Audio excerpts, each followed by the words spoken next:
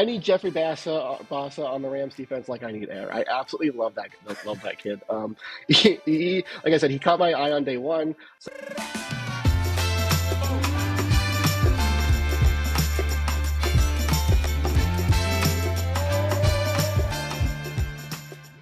ladies and gentlemen, we're going to keep the train rolling with the offseason content. Rams have a lot of moves to make, and one of those huge pivotal moments for every franchise every single year is the draft. One part that goes completely overlooked by people who just don't know ball, frankly, is the Senior Bowl. The Senior Bowl is time for a lot of guys who maybe don't get a lot of coverage throughout the year, now get that time to shine against top talent that's coming into the draft. One huge, not just Rams fan, but Rams writer for Turf Show Times, Blaine Grisak is here today. He's going to be our draft expert, Senior Bowl expert. What's up, Blaine? What's happening, bro? Hey, it's going great. I'm really happy to be here. Happy to finally connect, and looking forward to a great show. Oh yeah, man, it's gonna be a lot of fun. Anytime we get to talk football, it's a good day. I know you just told me you are in part of the country that has what weather going on right now? 7 degrees. 7 degrees and snowy. It's great. Loving life. Yeah, I could just feel the sarcasm coming through. As a Cali boy, never lived anywhere else. Dude, it gets to 60 and a little bit of rain, and I'm in a hoodie right now because of that. Before we jump in heavy into the draft stuff, which we're going to talk about all episode, tell people where they can find you at, where they can find your content, and then if you're working on any current projects right now that you really want to spotlight before we dive into these prospects. Yeah, so you can find all my work over at Turf Show Times. You can follow me on Twitter, X, at @BGrisakTST, and I believe my handle is the same over on Bluesky. And then I'm currently working on Nate Shielhoff. He's been a kind of a hot name in coaching circles right now, so I talked to a few people in Mobile about him, and so I'll have a small feature about him. And then also there's a lot of discussion about the Rams draft process and their scouting process, and how they don't necessarily look at 40 times, but rather kind of speed coming out of breaks and things like that. And I kind of went in on I talked to some people in Mobile about that as well, and kind of how that technology works. And so I'll have a big thing on that too. From the technical standpoint, it's hard for someone like me. Like, I like to think and promote and say, yeah, I know football. Like, I watch some film, but then you get down to like the nitty gritty, and they're like, there's very few folks like you that are getting into the nitty gritty. Like you said, the technology of everyone loves like how the Rams pick guys. Like, we all know how to kind of explain a Snead or McVay guy like Puka Nacua. Like, how does that guy fall to the fifth round just because he doesn't have a fast 40 time? It's like, yeah, but he's a fucking good football player. Guys like that shine during a Senior Bowl. So people who really don't know, you want to give a brief explanation, kind of what the Senior Bowl is, the benefits for some of these guys, and how you ended up going down there, and how this. I feel like this is your thing right now, and I really love it.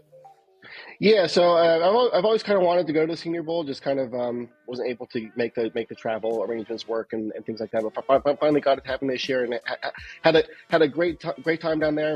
Experienced some of the wonderful Southern hospitality down in Alabama. But yeah, as far as like what the Senior Bowl is, it's typically it's mostly seniors. Maybe they might throw a couple juniors in there, or whatnot. But for the most part, it's all seniors that are looking to enter the upcoming NFL draft, and they used to have head coaches run the practices, but now it's a bunch of assistant coaches running the practices. So you have these players, getting coaching tips from actual NFL coaches and being able to kind of display their talent in front of those coaching staffs, in front of scouts that are there, and it's just kind of a great opportunity. Like you had a quarterback from Canada, at the Senior Bowl. You have guys like Gray Zabel from North Dakota State, and an FCS guy that might not get a lot of attention otherwise, and he's out there absolutely dominating practices against these guys that from Power 4 programs, and so it is just a big opportunity for guys like that to kind of showcase that they can. Guys like that, there's always a question like, hey, can they hold up against better talent and whatnot? And this is an opportunity for them to show that, yeah, I'm the real deal. I hate that conversation too, because it's like you watch enough football, you can kind of just see it. Like, you watch on Saturdays, some people that are like, it's a very small minority, but even someone like Ashton Genty, like obviously that guy needs to be a top 10 pick. You can argue, depending on the team, he's a top 5 pick. But they're like, yeah, but he's playing in the Mountain West. And like, people downplay their abilities just based on the competition around them. And I love this Senior Bowl because I'm a alum from Sacramento State, so some of our Yeah. guys they get to show up at the Senior Bowl, get drafted. Yeah, shout out to Marty Mapu over at New England. I don't think he played at the Senior Bowl, but he definitely benefits from stuff like this. Yep. Looking at some before we look at the draft itself, potentially there has been some Rams news, and I'm kind of curious on your take, since there are going to be some wide receivers that you feel that the Rams look at from the Senior Bowl. Now with Kupp potentially being traded, as per his report, your thoughts on that, just from the outside, and I mean how people feel about it. Just your thoughts. Yeah. Obviously it sucks. Cooper Kupp's 2021 season is arguably probably the greatest wide receiver season of all time. Oh, yeah. He wins a Triple Crown, does what he does in the postseason, and then he wins Super Bowl MVP. Just ridiculous. Just an incredible year, and it's just from a non-football standpoint, I think it's kind of how the Rams have to look at it. And he's due to make close to $30 million this year. I think you kind of look at the tape this year, and I'm sure, he made a lot of plays, but as far as a lot of those plays all came on a vertical plane. It was all him down the field making the contested catch over a DB for the most part. His ability to cut and create separation just didn't seem to be there, like it used to be, and he just. As much as Kupp earned that $30 million contract back in 2021, and as we head into 2025, he's not worth that $30 million price tag that the Rams would be paying him. So unfortunately, with the injuries that have accumulated throughout his career, it made the most sense. It really does suck. Like, from the fan perspective, we could sit here and talk about it all up and down all day. I know I did yesterday with a LA Rams superfan, and it just. Yeah, it hurts. But from a financial perspective, you're able to move off someone, like Snead always says, if it's inevitable, make it immediate. They do it potentially yet again. Do you have any favorite spots you think Kupp goes to? Because we know what he's capable of. Like, outside fans may not know how good he still potentially is, even if he doesn't have that top end speed anymore. Yeah, I think the spot that I really like for him is Houston. Nick Haley obviously just got hired there as the offensive coordinator. Young quarterback with C.J. Stroud. That's a team that Kupp said he still wants to compete for Super Bowls, and that's a team that is right there. And then you. Yeah, and then Robert Woods has been there the last 2 years as well. So obviously they have a past relationship. I'm sure Woods can vouch for some of the people in that building. And so I think that's probably my favorite fit for him. If he still wants to compete and things like that. Man, you just made me miss Bobby Trees all over again. Right. All right, let's dive into the good stuff, because I'm itching to learn from you. So the rest of this episode, this is going to be the Blaine show, man. Like, you put into work, like you went down to Mobile. Starters off, do you have a favorite person you really want to lead off with that you were able to scout out a little bit, some of their pros and cons? Talk to us. Who you got? Yeah, so two guys that really stood out to me were the two Iowa State wide receivers, Jalen Noel and Jaden Higgins. They have a past relationship with Nate Scheelhaas, who was the offensive coordinator there before he got to the Rams, and they just kind of look like Rams. They look like Rams wide receivers. I think Jaden Higgins kind of fits better in that kind of big slot, but he can still play on the outside. He is versatile like that. He had the fourth most explosive efforts in practices, and I think kind of a big theme for the Rams this offseason is to get more explosive on offense. They need to find those explosive plays. Both those guys also very competitive in the run game. But the wide receiver I think that most people will have seen down in Mobile and caught a lot of eyes was Jack Besh out of TCU. The Rams they've targeted that TCU pipeline in the past. I mean, you have Steve Avila that was down there. I think Joe Nopum also went to TCU. Trey Thomason, yeah, exactly. But Jack Besh, he's similar to both Kupp and Nakua in the way that you're going to read his scouting reports and they'll say, oh, he's not the fastest guy or whatnot. But again, we go back to kind of what we talked to earlier, and he has really good acceleration out of his breaks. If you look at kind of Zebra Sports, they're the ones that put the chips in the players' shoulder pads and things like that. If you look at his acceleration stuff out of breaks, it's pretty high up there. So and then you look at it at what he does as a blocker. He's probably one of the more competitive blockers in Mobile. There was a play during team drills where he took on an edge player and kind of sealed off the edge for the running back to come around and hit and get to the outside. So Jack Bech, I think, is a guy that Rams fans are going to hear a lot of a lot of this spring before the draft as a potential Rams fit. I am interested to kind of see what the Rams do on the offensive line. Alaric Jackson is obviously a free agent. I think everybody would like to have him back, but I still don't think that necessarily means they don't need an offensive lineman or eliminates their possibility of taking one high. And Jonas, I'm going to slaughter his last name, but Savanaya from Arizona, I think would be a great fit. Especially kind of you look at this offseason, you're probably not bringing back Joe Noteboom. It's time to move on from him. He's a guy that he can kind of be that swing tackle. I think this year he's probably somebody that you take kind of into the first round, beginning of the second round. But he's a guy that I think can be that swing tackle in his first season, and then play on the right side as you potentially move on from Rob Havenstein next year. I talked to dude too. He's a big dude. He's huge. He touched on two important topics that I want to dive into. First one being receiver. You're absolutely right. McVay said they want to be more explosive on offense. That kind of does tie in. Makes sense with Kupp. Like we saw, he's still very smart. He's still another quarterback on the field, but that explosive nature, that top end speed just didn't seem to be there. And you trying to figure out what it was. There's a little bit of Stafford hurt, a little bit of, trade talks mid-season, and maybe Father Time a little bit. So let's just say, yes, Father Time hit. They want more explosiveness. What you see, if you pay attention to like Reddit and social media, a lot of people are just tuned in to just free agency and big name trades because most fans, hey, that's only the names that they know.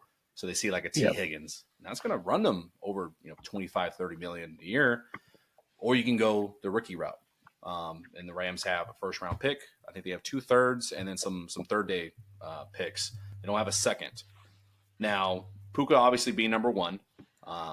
The only guaranteed people to come back, we've got Jordan Whittington, Xavier Smith, and I can't remember anybody else. I know Robinson's out the door. I know Johnson is potentially out the door as well. Yep. A lot of folks argue, I may be one of them as well. Top end speed, like the 40 time, you're right, is not the end all be all for what explosiveness means. But it is nice to have that. And that's why people wanted like Tutu Atwell to be utilized a little bit more because he runs, sub 4.4. Yep. Do you feel one of these guys that you mentioned has a potential to fill in, be a solid, serviceable wide receiver too in that rotation? Or will it still take a big free agent name, you think? I think I don't necessarily think any of these guys are your wide receiver too. I do really like the upside of Bech in that kind of Cooper Kupp role. I do like Higgins on the outside on the perimeter, but I think he's more of kind of like in that Demarcus Robinson mold a little bit. I don't necessarily think he's an actual full on like wide receiver 2 per se. How they approach it is gonna be interesting. Like you said, if they go after a guy like Higgins, or even if they trade for like Garrett Wilson or something, I think it. I still see them taking a wide receiver in like one of these guys in the third round. But let's say they miss out on a Higgins, or the Jets don't want to deal Garrett Wilson or whatnot, and they end up with like a Joshua Palmer or Olamide Zaccheaus or Zay Jones or whatnot to replace Demarcus Robinson on the outside. I think none of these guys are going to go in the first round, but let's say maybe they take someone like Ibuka or the Mizzou kid. What's his name?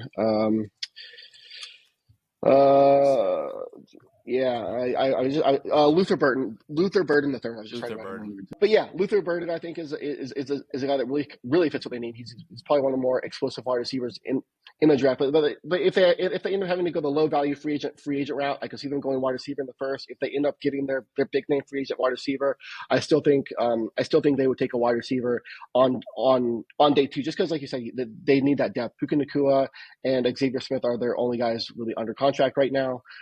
So they do need to build up that room a little bit.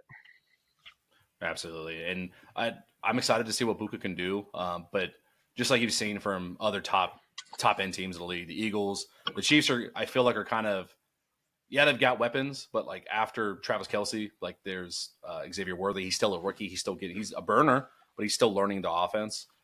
I mean, they have an aging DeAndre Hopkins, Uncle Juju Smith-Schuster. So it takes a committee at wide receiver approach. So you don't have to have the top end name guy as long as you have a quarterback that's protected. And when it comes to protection, you mentioned it, Alaric Jackson.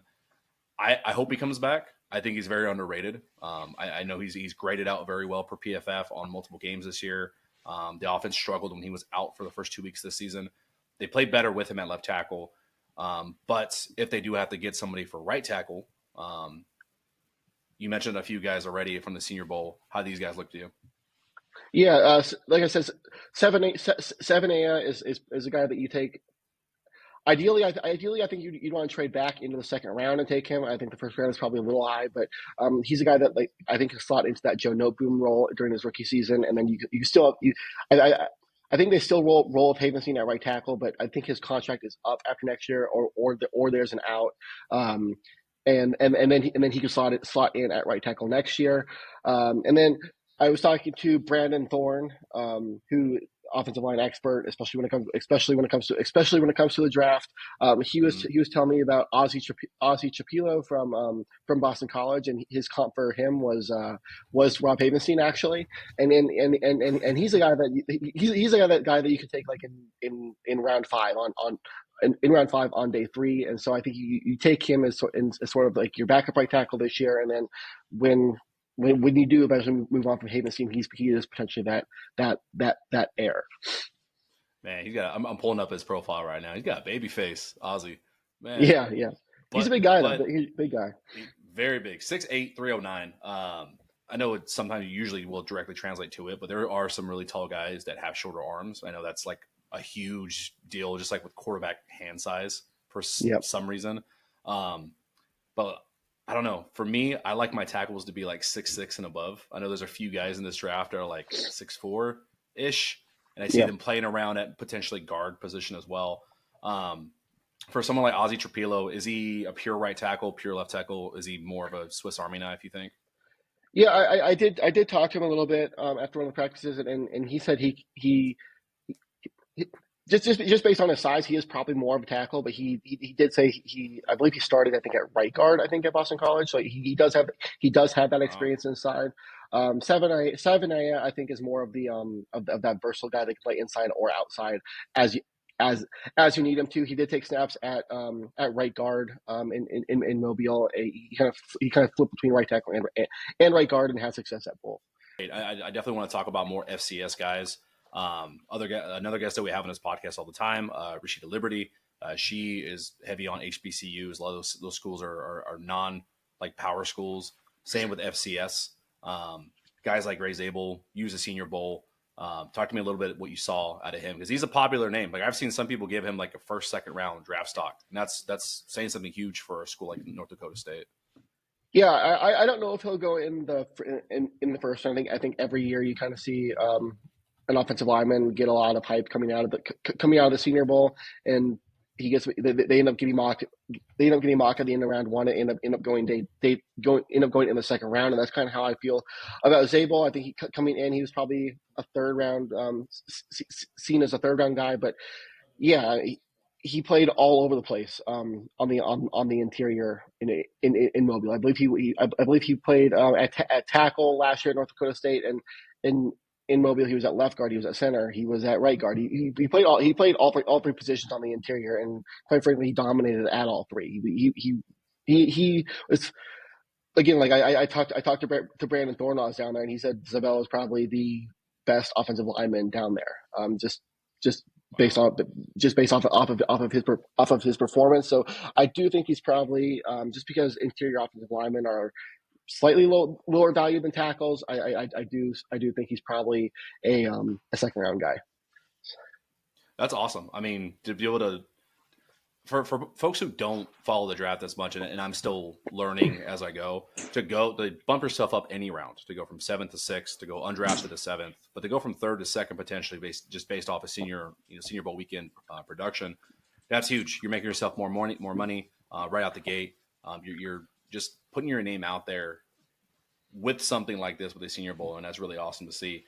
I know you're trying to watch as many guys as possible, but how's Jackson Slater out there, my Sac State guy?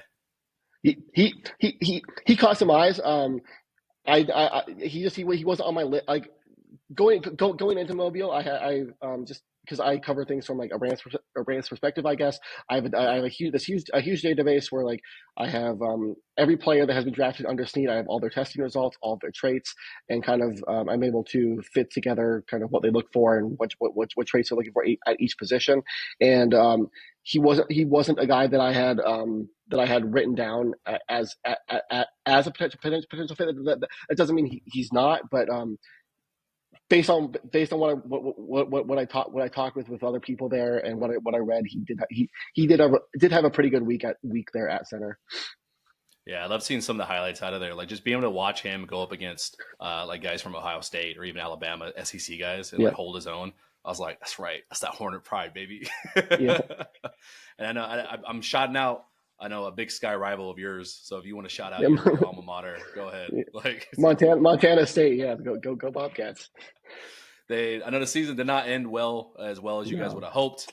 Hell of a game. Like watch that. Shout out to Nate Moore, buddy of mine here in California. He's also huge Cats fan, alma mater as well.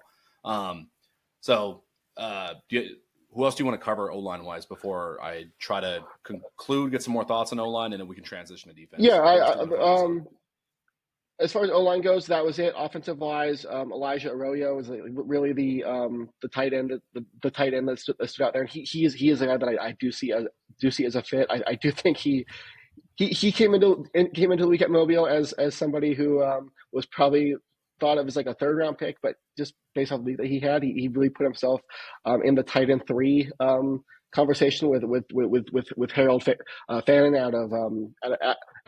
out of Bowling Green, who was also there. But Arroyo had an incredible week. He's athletic, versatile as a receiver, which Rams like. He's also he also has a lot of speed. He has a lot of size, which is good in the red zone, which he showcased in Mobile. So I think he kind of goes in the second round now, unfortunately. But I think he is a guy that if they trade back out of the first round at 26, like I kind of hope they do, they might have their eye on him. Yeah, I love Higbee, but that role, like just seeing how it's evolved the last few years with other teams' tight ends, like the explosiveness, it is like having another wide receiver. And McVay has a tendency, like you can, if you hit the face and you swap the jersey of like all 4 tight ends that we had, like you wouldn't know who was who. Like they all have the same build, same frame, they all look the same. Like kind of. So I'll throw myself under the bus, kind of bland looking white guy, where it's like they're not running fast 40s, not getting super vertical. It would be really cool to see them mix it up a little bit, especially considering he does want a more explosive offense.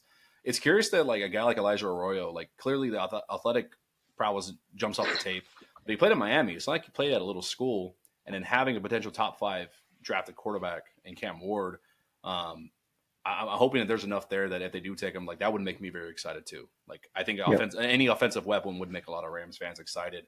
They got to wrap up the offensive side of the ball. Considering everything everything offensive line wise, like I have my own thoughts about who they take in the first round. Like I can see them trading back. I don't think they will though. Like I can see them actually moving up or staying there. But what do you think? Like pending the Jackson, like Alec Jackson contract, pending the other Jonah Jackson, like is he staying? What are they doing on the interior of the line? How do you see them approaching the offensive line in the offseason? And like, what do they do? Like if Blaine Grisak and make his guess. I think they will prioritize Alec Jackson. I'm interested in what his market is going to be because he will be one of the better tackles on the free agent market, which could mean that he gets overpaid. And if his number is close to 20 million rather than 14 or 15 million, I don't know if they're going to want to go that high. They might be forced to, but I do think they'll have a number in mind. And as we know with Snead, he's not going to go much past that number, I guess. And while I absolutely love Alaric Jackson, I think he's more of a stable piece at left tackle than he is an elite piece at left tackle, I guess. I don't think he's a guy you necessarily want to overpay. But yeah, like I said, I still do think that they prioritize him. If not, Joshua Connolly from Oregon is a guy. He was in Mobile, and he's a guy that's been mocked in quite a bit. I don't know if I necessarily see the fit. And talking with Connolly after one of the practices, he kind of saw himself as more of a guy that can flourish in like an outside zone run scheme. And as we've seen over the last couple of years, Rams have gotten a lot more. They want to bully you up front, and they want to hit you at the point of attack, and with more of this man gap run scheme. So I don't know if Connolly is necessarily a fit for that. Like I said, yeah. I agree with that. I have some notes on him and another tackle I'll ask you about. That's more of a first round guy. But go ahead, finish your thought. Yeah, but like Josh Simmons from Ohio State he wasn't in Mobile, but he's a guy that just talking to Brandon Thorne down there was somebody that he brought up as someone who might be there at 26 that they could take if they don't bring back Jackson. Between him and Ohio State, and then I just fell in love with Kelvin Banks Jr. from Texas. Yeah. So I saw a lot of Connolly, like potential picks there. I think just a lot of like big draft guys like Mo Kiper. They just see tackle, they see need, and they don't really dive deeper than that. They're pretty surface level unless they're focusing on a team like us. I like Connolly's hands. Like I watched back the first game from Ohio State. Like every pass rusher, he just seemed to have the quicker hands, and he's very athletic. But I see him more as an outside zone fit, like you're saying. Kelvin Banks, though, as explosive as he is on impact, like he is just a freak. Like he reminds me, like obviously saying Trent Williams is a reach because that's a Hall of Fame type of guy, but that's sort of like, hey, that's a damn silverback. Like that dude's a monster. That will be cool to see. I'm not sure if you saw any tape on Kelvin Banks. If you have any thoughts towards him at all. Out of the first round tackles, he is a guy that caught my attention just because.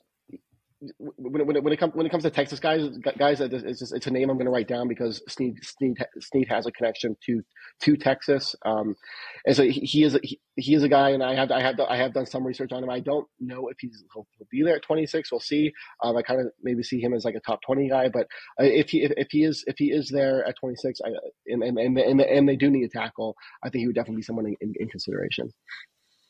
It's always funny how draft day does end up like. Just last year, now that you see like how the season went for someone like a Jared Verse, like how the hell does that guy fall even into the teens? Like clearly played as if he was the best defender in the draft. Albeit the fit matters with teams too. So that's a name that I think would go well if they absolutely need to address tackle. Yeah. Another side, another position they need to address, or at least a lot of fans are clamoring for, is a toss-up. Inside linebacker. That was a big point of conversation all season, and this is the third episode that I'm going to come out and be an apologist to Christian Roseboom because I was very mean the first few weeks. I said some mean things, and second half of the season when after some injuries they kind of rehuddled together and went on that hot streak. Christian Roseboom played like better, especially next to Omar Speights. So he played great, but that is still a spot where we don't have an elite talent there. Like we don't have a top gem guy. Who do you see at the Senior Bowl? Anybody pop on film for you that maybe fans could look forward to? Yeah, so I still, if Rams fans are expecting the Rams to take a linebacker at 26, I would just throw that out the window right now. It's not going to happen. I don't see them signing somebody like Drake. Drake Greenlaw has been connected as somebody who's been predicted to the Rams. I don't see that either. They don't necessarily value the position, and I think especially after the Eagles game, I think a lot of people saw just how badly the Rams got beat in the run game. But I also think that was kind of an outlier, and it's what the Eagles have done to most teams this season. It's Saquon, like that's yeah. It's like being mad you didn't tackle Adrian Peterson. It's like, okay. Yeah, and they just have the dudes up front to absolutely bully you. They just have those dudes. It's where they've invested their resources. But I still think you can upgrade from Christian Roseboom. And I think if you can get a linebacker that is that can kind of complement Omar Speights a little bit in coverage and not get absolutely just yeeted in the run game, essentially. I think that they'd be in a good spot. And two guys that really stood out. I fell in love with Jeffrey Bassa from Oregon. Just on day one, he came out and was he was throwing out hand signals. He just immediately took on a leadership role, which I think is what the Rams need in in that back seven. After they lost Ernest Jones, who was kind of the one of the leaders on defense. They really, I think, missed that on the back end, and Boss, I think, is a guy that could come in and do that. He has experience at safety. If you look at some of these linebackers that the Rams have had in the past, Traven Howard, they converted Mark Barron from safety to linebacker.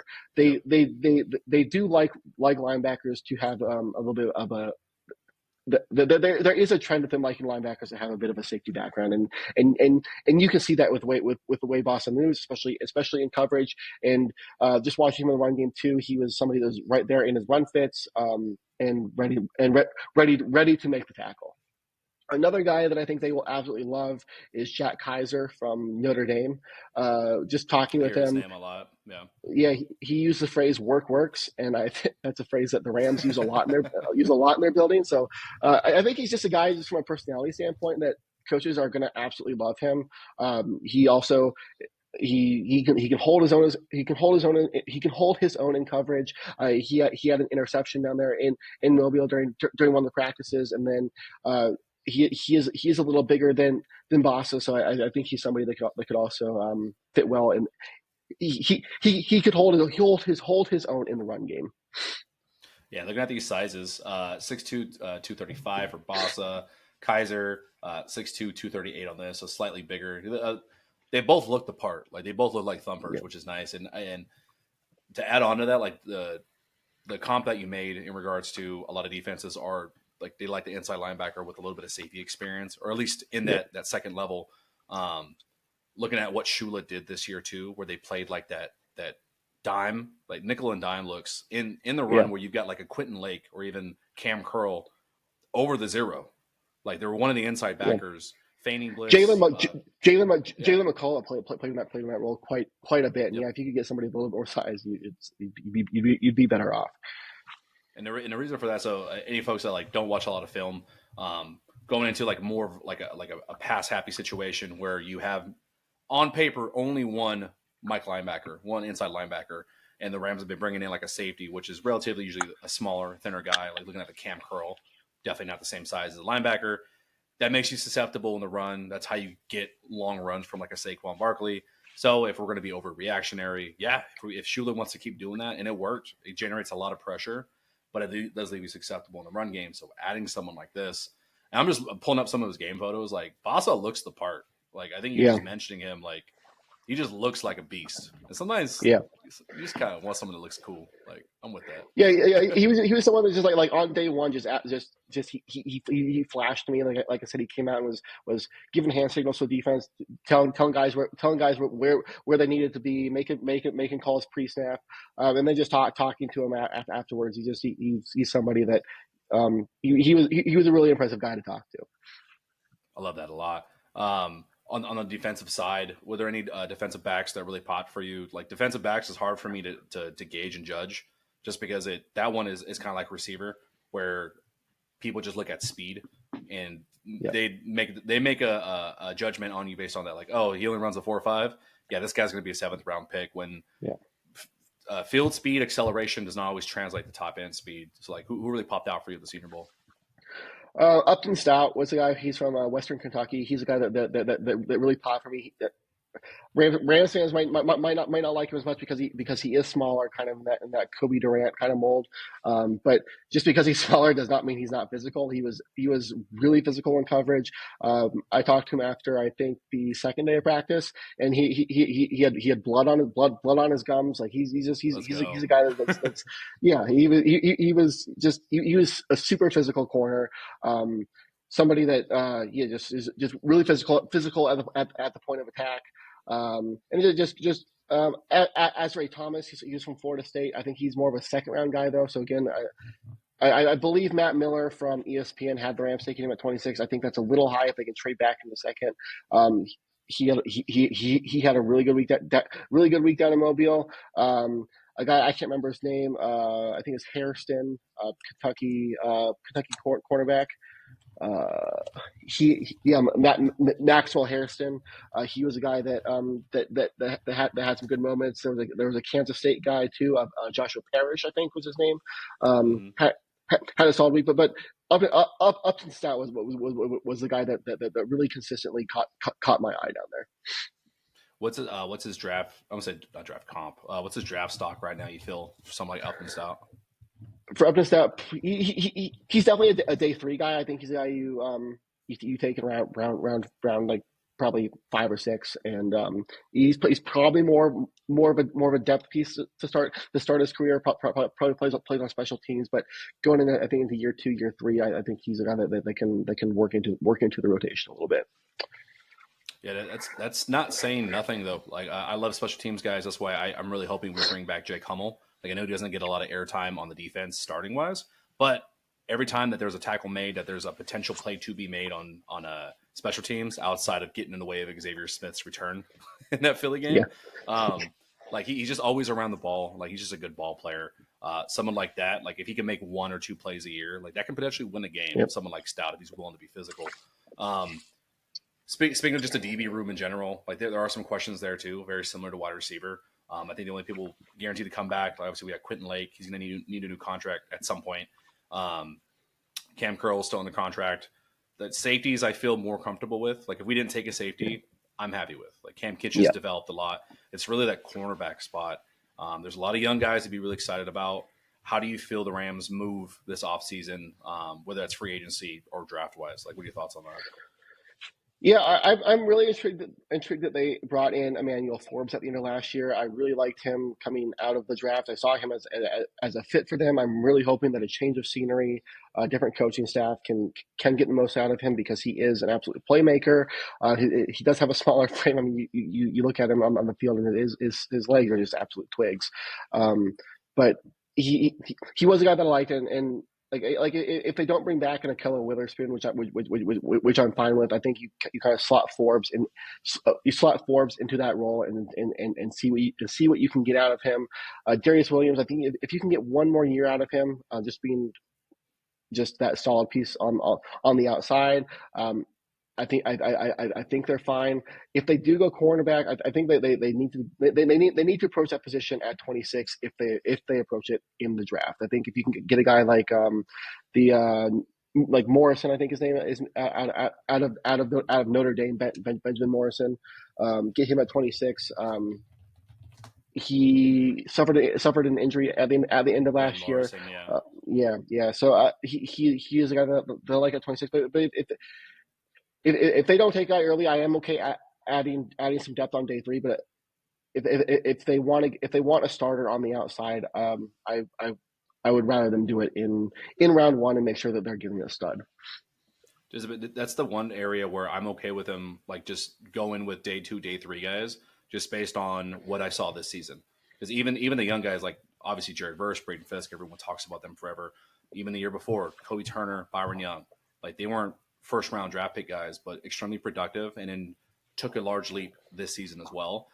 Jalen McCullough played great. Yeah. I'm sure Trey Tomlinson would have like been productive as well in his role if he was able to stay healthy. Cam Kitchens, was he second or third round pick? Third. So you're getting a day 2 guy that is extremely productive and starting throughout the year. I trust Shula. Like in a very short time, he's shown a lot to like be really excited about. I'm okay with them taking guys like Ben Morrison, more prototypical cornerback here. I haven't seen the tape on him yet, but I will based on your recommendation. Like you look at their pass rush, like a good pass rush helps out a secondary in so many ways. Where maybe you can get away with average on the outside at cornerback because you have guys like Braden Fisk, Kobe Turner, Jared Verse all rushing the quarterback, and like they showed last season, they can consistently get a high pressure rate, and if you can do that, it helps out your DBs just tremendously. But at the same time, I do think having a top end cornerback would take this defense to the next level. I think that's why a lot of people are probably not a lot of people, but some fans are the second Myles Garrett, someone like Myles Garrett pops up like, oh, we can make it happen. It's like a little bit more complicated than that, but if there is an argument to be made for it, it's like, yeah, if you have by far the most elite pass rush, everything else kind of just falls in place. Like it makes average look great and makes great look elite. You're absolutely right. Like I subscribe to that. Who is your absolute favorite person from the Senior Bowl that like offense, defense doesn't matter if it's Rams or not. Like you even wish the Rams would take them, but just your absolute favorite. Yeah, I need Jeffrey Bassa on the Rams defense like I need air. I absolutely love that kid. Like I said, he caught my eye on day one. Somebody I just absolutely fell in love with early.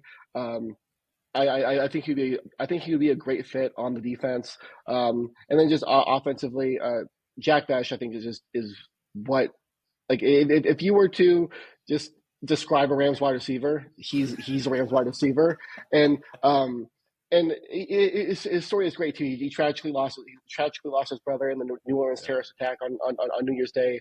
Comes out absolutely dominates in Senior Bowl practices, and then he ends up catching the game-winning touchdown during the game. So I think he's just a glue guy that the Rams are kind of going to be missing now without Kupp. So I think he can kind of come in and fit in pretty seamlessly. Yeah, and then I have a lot of faith. Like, as much as I will joke about myself that now, like outside of football, but now with Luka coming into Los Angeles, like I think we're over the quota for like exciting white guy athletes. Like, I don't know if we can keep drafting them because we're over quota. Yeah. But it's dude, Coach Yarbs, like he just always has that wide receiver room locked and ready to go. Like it almost doesn't matter who they bring in there, like they're going to perform. Albeit Allen Robinson didn't really work out incredibly. Yeah. But that's a different story. Yeah, like you got like just watching you get excited about Jeffrey Bassa. I'm gonna watch a lot of his film like leading up to some mock drafts because now you gotta be excited. I really haven't seen. He's a lot of fun. Yeah, he's a lot of fun. I like I said, I can't say enough good things about him. He's somebody who just immediately caught my eye, and I think he come in, be a leader that the defense needs, and be that really solid complement next to Omar Speights. Yeah, because they have to bring in somebody that the inside linebacker spot is who traditionally is wearing the green dot.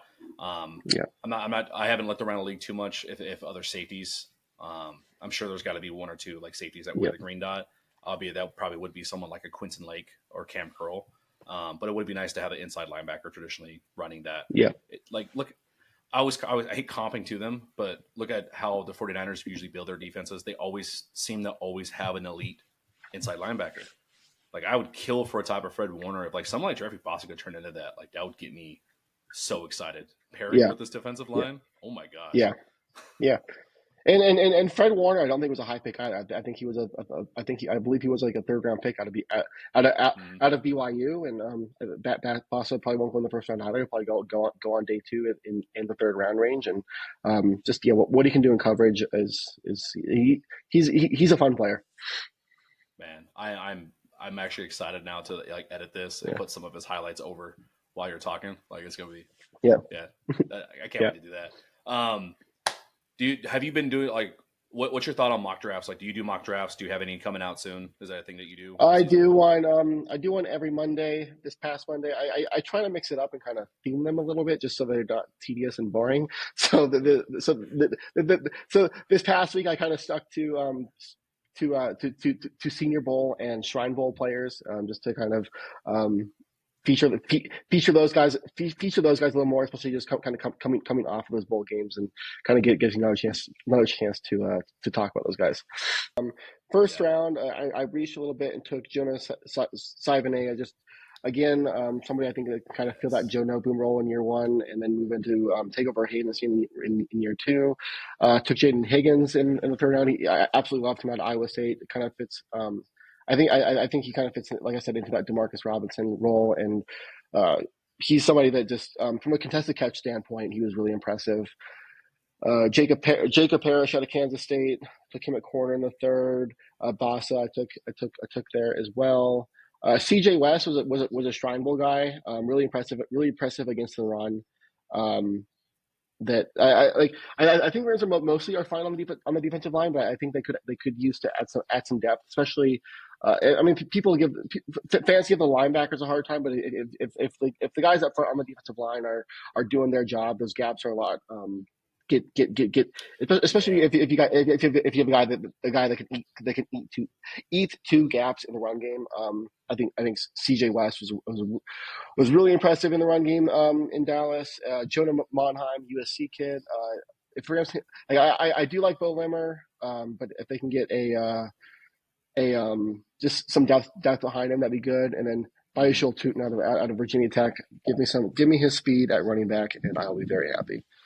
That is an area that I kind of I did not touch at all. But you are. Some people give you some flack. Do you want to talk about the Kyron stuff? You want to leave it off? We can talk about it. Yeah. All right. I'm torn because it reminds me of the Cooper Cup situation where you had your fan side that's like, yeah, but he's scoring touchdowns. Yeah, he's doing this. And we're talking about Kyron Williams um, all season long. I don't know if it was before the season, but I noticed it more this season as well. Part of his skill set, like, just hasn't been that top end speed. Like it's proven through statistically. He'll break tackles. He's great. Like, he fits in this scheme, and he finishes at the goal line. Obviously, like double digit touchdowns the last 2 seasons. But we saw what happens when you don't have that breakaway speed. And then the backup is Blake Corum, who may potentially have that same issue. Um, yeah, like, I don't like the reaction people have been throwing at you, like calling you a Kyron hater when you're clearly not. You're just looking at the stats. Yeah. Like, No, what the hell's going on? he's a guy that I had as a Rams fit too before the draft, and I was like ecstatic when I took him. And I was somebody that was like arguing Kyrie Williams over Cam Akers in 2020 and in 23. Last year I guess, but before right around the time that they traded Akers to the Vikings, I think, right? Yeah, yeah. So yeah, I absolutely love Kyron, but like you said, he's I think there's that fans are going to have an emotional reaction when it comes to Kyron, and he's a fine running back. He's really good in this offense. He does a lot of things really really well, but he also isn't a perfect running back either. He had I believe his explosive rush rate was, I think, like 1.9%, and only, I think, Kareem Hunt was worse. With the Chiefs, and he's much older. Um, Yeah. he, and you look at the Eagles game in the divisional round. Kyron had that 30-yard run, but he gets caught from behind from Zach Bond, and that with not to say that every running back needs to be Saquon Barkley, but even, I think, like a Bucky Irving, I think, ends up taking that for a touchdown. There's a And good amount. um, There's a good amount that do, and I will argue on your side here where it's not a it shouldn't be it's not a controversial take. Like, I will say that I do support you in this because there's a different element. Like, every player does different things, like, that they're good at, skill set. Trying to argue that yeah, almost from a genetic standpoint with some fans, it's like hair, like pulling hair. Like, if you look at Jordan Whittington, like, love him, love what he brings, but he doesn't have the same skill set as, like, a Demarcus Robinson. Like, catch yeah, radiuses are different. Like, skill sets, like Demarcus Robinson also isn't blocking through the C gap. Like, it's very different. yeah, Same yeah. with And Kyron.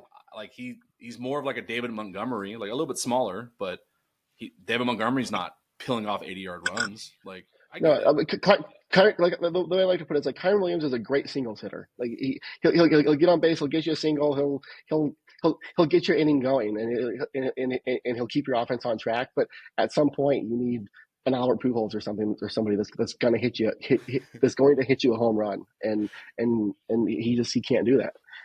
I saw. Is that a San Diego hat? Is that why you didn't want to say Uh, Shohei? You need a Shohei on this team. yeah, exactly. How's a? How do you have a? Are you a Padres fan, or are you just like a fan of the area, or what? So I lived in San Diego for 6 months when they were really really bad, and tickets were really cheap. So just in my spare time, I probably went to 2 or 3 Padres games a week because I could get in for $10 pretty much. Um, No way. so I ended up becoming a fan of the team, and thankfully they got good, and it gave me a reason to stick around. And um, yeah, the last year wasn't fun. That's for sure. I thought they had it, and then they blew it. I will say, so I'm not a big baseball guy.